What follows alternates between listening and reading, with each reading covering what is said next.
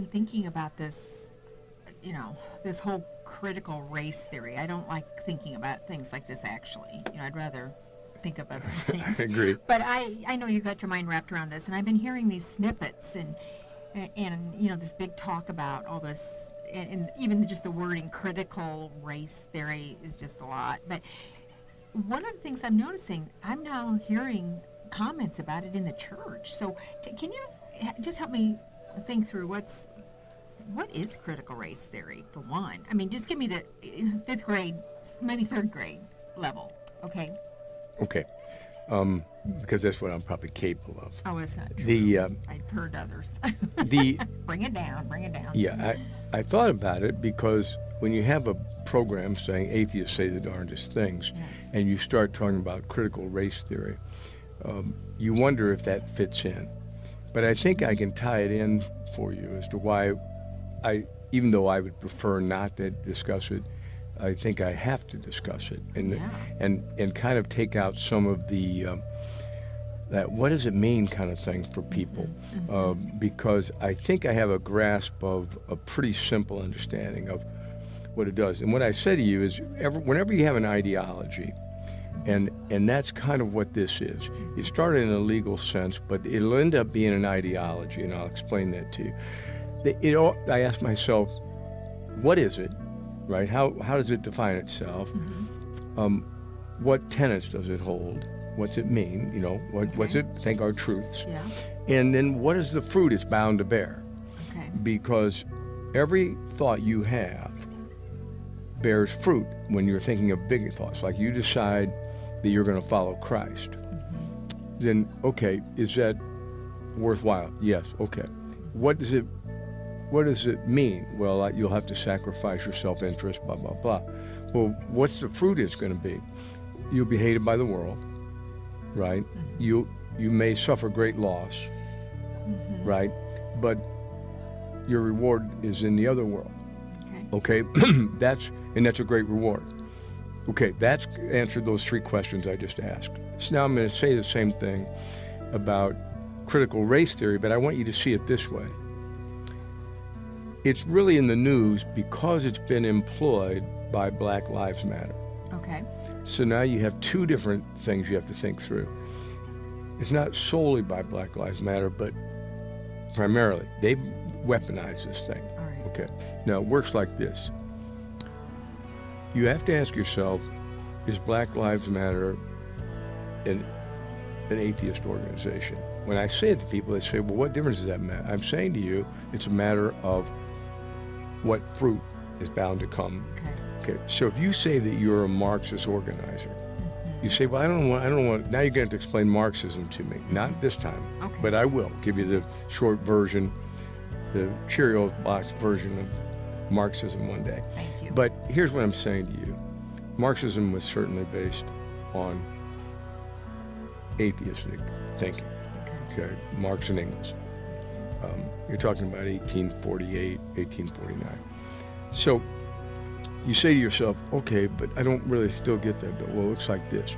When these women who head up Black Lives Matter, when they tell you right up front on their own literature that they're organizers, trained organizers for Marxist organizations. Okay, I'm all right with that. Just that you need to know that. Right. Okay. Right. So now, yes. right. So the main thing, I started thinking about the easiest way to explain it, because people say, tell me about that, and I have a tendency to want to give you 10 things. And that's the wrong approach. Let me give you one in this one. I'm going to do 3 of these sections. Okay. But the first one is the one that is the most important to me. And that is, when you think about these organizations, one of the things they attempt to do is to classify you as a group identity. They want to think about group identity, and I want to think about personal identity. Okay. I'm really careful to retain your personal identity. Why? I want you to be able to have personal guilt. That's one of the reasons for it. It's the primary one in some ways now because of the way they've mistreated this. So it works like this. If you can identify folks primarily on the color, let's say, of their skin, or some other kind of a big divisional thing, It sounds good. It almost historically ends up always tragically. Okay. Because you don't have to get to know me personally. I don't. Whenever you talk about a group says anything, and that's why I say to you, like, remember when I told you the story about all the guys when Donnie was in the room, Oh, yeah. and Kopachi, Yeah, these are all really nice black guys who work for me, us. do work for Yeah, us, yes. yeah, love So them. they're all in the same room, and Jim walks in from Fox Road, and he's paying his rent, and we're talking, and we're all friends, right? As you say, if I die today, I'll have all black pallbearers. I'm not exactly, these guys laugh at that idea, but that's really, I have a lot of friends. Buddies, yeah. Sure. So I said to them, what are you guys thinking about all of this tension in the Democratic Party over this, and is this a fair way that you view the world? And they're like, well, we have a group experience. They're telling me all this. So I said to Donnie, well, then I don't need to ask Jim about anything political, right? I just ask you, and Jim just thinks the same as you?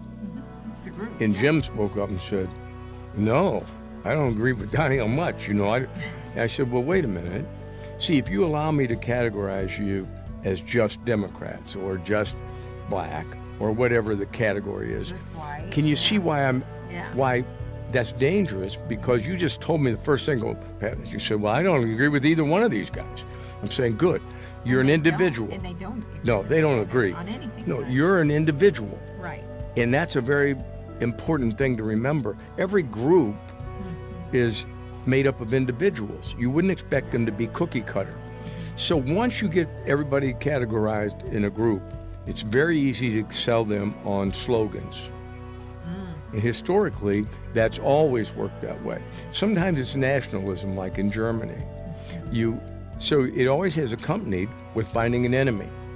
Okay. So now I want you to think about that this critical race theory, one of their tenets is that you're identified primarily as part of a group.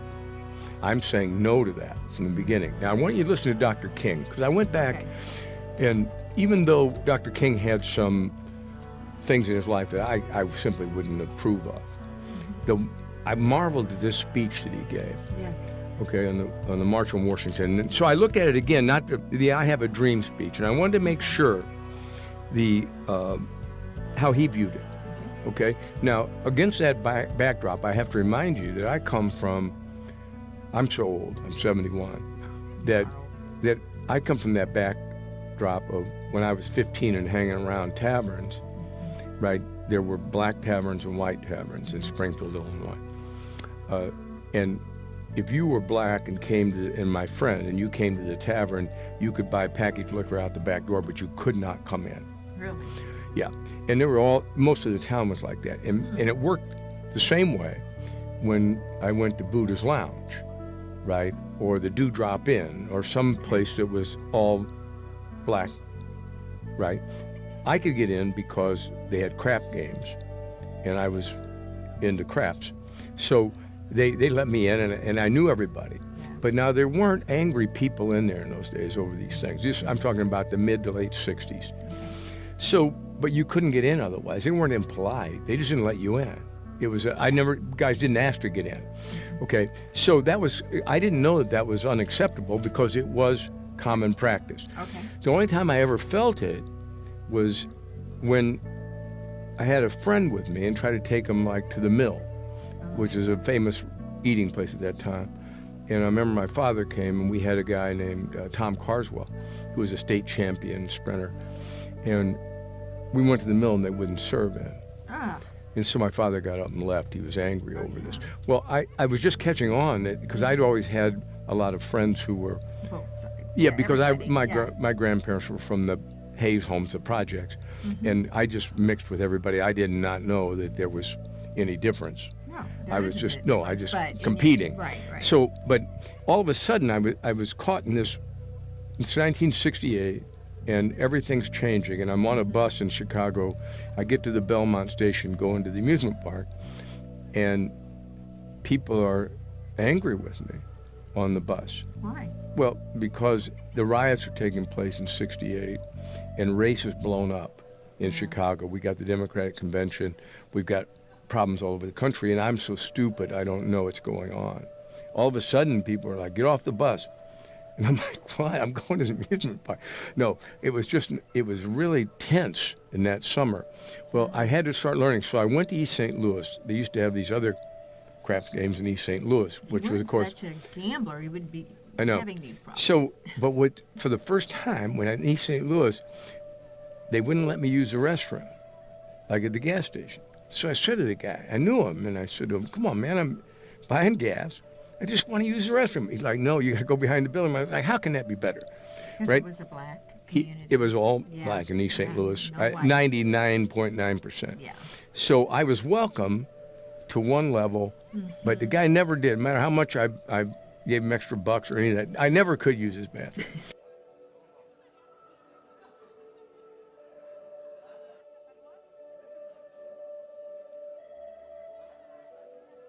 So I listened to his speech, and I marveled at it that day, and I looked it up the other day, and I want you to think about this. He says, I have a dream speech, so I counted. 8 times he uses that phrase, I have a dream. Okay. And he's a good speaker. He paints this picture of an integrated and unified America. So I want you to concentrate on this idea that it's integrated and unified. And then to ask yourself if that's the goal of Black Lives Matter, okay? Or how critical race theory is being employed by them, okay? Okay. Because the answer is going to be no. They want this division, and I think they want it for other reasons, which I can explain to you. But right now I want you to think about Dr. King and the unification. He doesn't want to be discriminated against. And remember, I say to you all the time, here's the issue. If I say to you racism and ask you to define it, you're like, well, I don't know. I say, is it the same thing as segregation? No. If I say, well, is it discrimination? You're like, I don't know. Well, see, when people can't define those things, and I'm saying the average guy doesn't, discrimination's awful, right? I don't want segregation.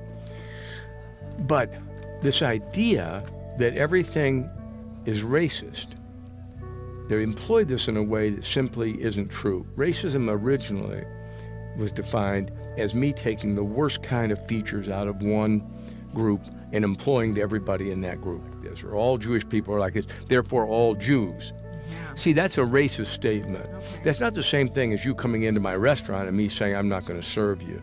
That's discrimination. Okay, that's making sense. Okay, and when you get segregation, it came from, I know this is maybe something that doesn't belong exactly here, but I want you to understand, the law of the land had been this case called Plessy versus Ferguson. It was a famous case, and what it did was provided for separate but equal. Okay, so if you had a bathroom for, they passed a law saying if you have a bathroom for white people, you have to have a bathroom equally for black people. Separate but equal. Okay. Okay, that they thought that was a step up. That provided for segregation. Yeah. Okay? Yeah. Okay. So you got to see how this filters down. So Dr. King makes a speech and he says, I still have a dream deeply rooted in the American dream. I'm going to say to you, that's another dividing point from Dr. King that you have now. They don't have a dream that's rooted in the American dream. What's the American dream? That no matter who you are, all men are created equal. No matter who you are, right, you can dream, you can achieve, you can rise to the top. Yeah. On the basis of your abilities, your hard work, right? Conscientiousness. Following through work. Right. Yeah. And what I'm afraid of is that the way it's being employed today, this is an uplifting message by Dr. King at a time when if you asked him, it's the American dream, but if the law says that everybody's equal, how come everything's not equal? And he's saying that's exactly what I'm saying. Yes. Everybody's created equal in God's eyes. Why then are we allowing this? This is our foundational belief. Why aren't we employing it? I'm demanding it. That's what he's really saying. And they're saying, no, it can never be like this. We can never come out of this hole. He's got an American dream that's uplifting. And I'm saying to you, regardless of whatever else they tell you, the way Black Lives Matter employs critical race theory, you will have a downer. You'll create victims, not successors. Okay, people who succeed. I mean, not successful people. So he says, one day this nation will rise up and live to its creed. Just exactly what he's saying. In the beginning, it was like this. It's got it stated. It ought to rise up and live to this. I agree with him. We hold these truths to be self-evident, that all men are created equal. I have a dream. He's just giving you the foundational beliefs of this country. Okay? I have a dream that my 4 little children will one day live in a nation where they will not be judged by the color of their skin, but by the content of their character. I have a dream today. So I'm saying to you, but think about what he said there that's implicit in it. My 4 little children, these individual 4 little children, will be judged by the content of what, their group character? No, their individual character. See, anything that subtracts from that individuality makes me nervous, because I've never seen historically that it ends up well, okay? So people say to me then, if that's why, I still don't get why that defines it for you. Why is that the chief issue? Because I'll give you the others that follow on the next segment. It's rooted in Acts 17:26, because above all, I'm a Christian, right? That's where I have to get my foundational thinking from. And here's Acts 17:26. And he made man from one blood, every nation of men that dwell on all the face of the earth. He made everybody from one blood, that common ancestor. Okay? So what is it? As a Christian, how am I supposed to understand that when 2 verses later it says, in him we live and move and have our being? Well, I have that, and so does Donnie, right? We both have our lives in Christ. Okay, and even if I'm an unbeliever and I don't buy any of that, I say to you, it doesn't negate the truth. You live and move and have your being in God. That's it. Whether you understand it or not is another question. But it's not going to become the truth because you understand it, or I do, or it's not going to become false because you don't agree. It's the fact, okay? The Scripture's correct about it, and the Scripture's infallible. So you say, okay, we're freed from one blood. Then why would we be so different? And I'm saying to you, we're not. You say, well, that doesn't sound right, Bill. We've got these emphasis on what I look like. And I'm saying that's a mistake. Here's what happens. Francis Collins, who's the head of the Human Genome Project from about late 1990s on, I think. I might be 5 years off on that. And human genome is? Human genome. You're mapping what we're made of. So when you're the genes, that's the key. Genome. Okay, genome. Genome. Yes. Okay. So genes. And he says we're 99.6 the same. In other words, you go find a guy in Zimbabwe and you say, what about, how close is he to Lois? 99.6 the same. Well, how about a German guy? Yes. How about some guy in Taiwan? 99.6. So I see different numbers, the way people calculate things on how important race is. Remember, race is really a pigmentation thing, right? That's all it is, melanin in your skin. You have more, I have less, whatever, okay? That's what determines that. So there's not everybody is, but the rest, see, when you blow that up to be more than it is, it doesn't make any sense. You need to treat it like it is. Yeah, they make it sound like it's a big, like it's a whole, like it's yes. like I'm a monkey and there's a parrot. You know, like two separate ideas. No, and you're like, no, we're not. We're the same.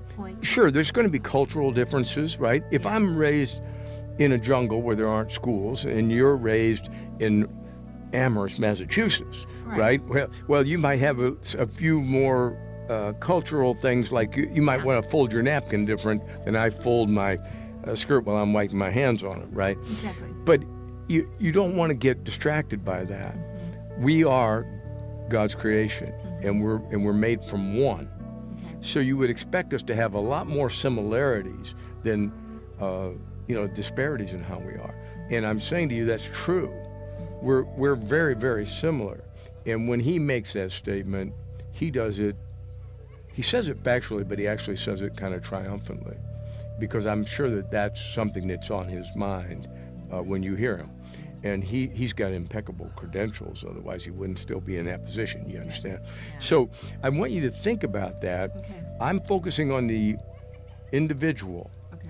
because everybody on the planet is an individual to me, and I want them to be rewarded and be found guilty on the same basis of individuality, because I know the Bible teaches that, right? I don't want to be marginalizing you by putting you in a group. And what I mean by marginalizing is I'm moving you to the periphery. So in other words, every time somebody can categorize you, like this is what you are. Yeah. Well, you got to be really careful, because it marginalizes your own opinion. If everybody says, well, Bill, you're a Republican, then you're asking me what? I have to believe everything that the Republican Party puts out? And support everybody's character that it's a Republican? No. Ask me what I think about each individual issue. Right. I'll tell you how I feel about spending. I'll tell you how I feel about taxation. Ask me. I'm a man, right? Anything that takes me from being a man and makes me into the group, men. It's almost like a product. Men or mankind. When you start making it like that, you better be very careful.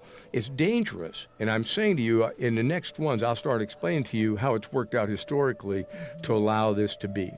Okay? But that's the group identity thing is a no-no for me, because it really, you can't. I want Dr. King's children and now his grandchildren, I want them to be judged on the content of their character. I wish he had included competency in that, but it wasn't his focus that day. No. But he wouldn't disagree with me. Oh, no, that's part Character of and competency are how we judge people. Let's just still do that. Ignore this kind of a heavy-handed race balance thing. It's wrong. You put it in its place. There's a little difference. But Big deal. There's an agenda behind that. There's an agenda. Yeah. That's what I'm saying. It's how it's employed. Yeah. Okay? And now it's in the church. That's like. And now it infiltrates the church because they're confused about it, I think. But I think I can clear it up a little more next time. I hope so. I need some clarification. Goodbye.